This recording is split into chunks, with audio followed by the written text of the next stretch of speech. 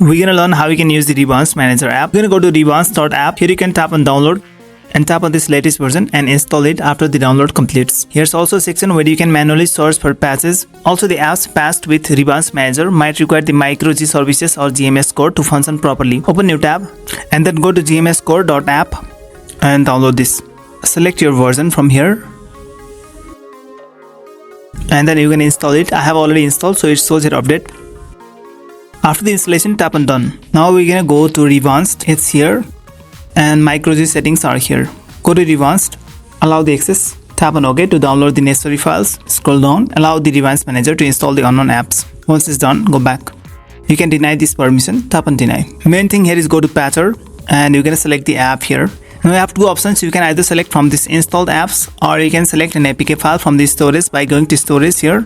If you look at this TikTok app here, it has suggested one specific version. So tap on this suggested here. It will use internet to find the APK file. You can select any of these links. Let's select the first one from APK Mirror. Download. Wait for the download to finish. Go to Revanced app once again. Go to patcher. Select an app.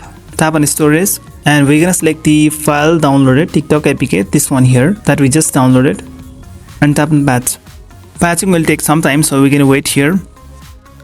Once it's been patched, you can either save this patched APK file to your storage by tapping on the save button, or you can directly install it. Tap on install. The app has been installed. You can tap on open to open the app.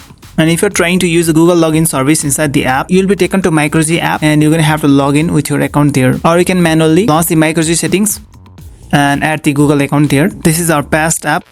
You'll eventually learn to use the microG settings once you install the past app and come here to microG settings and add the Google accounts. So like this video. If you have any questions, write in the comments and subscribe to this channel.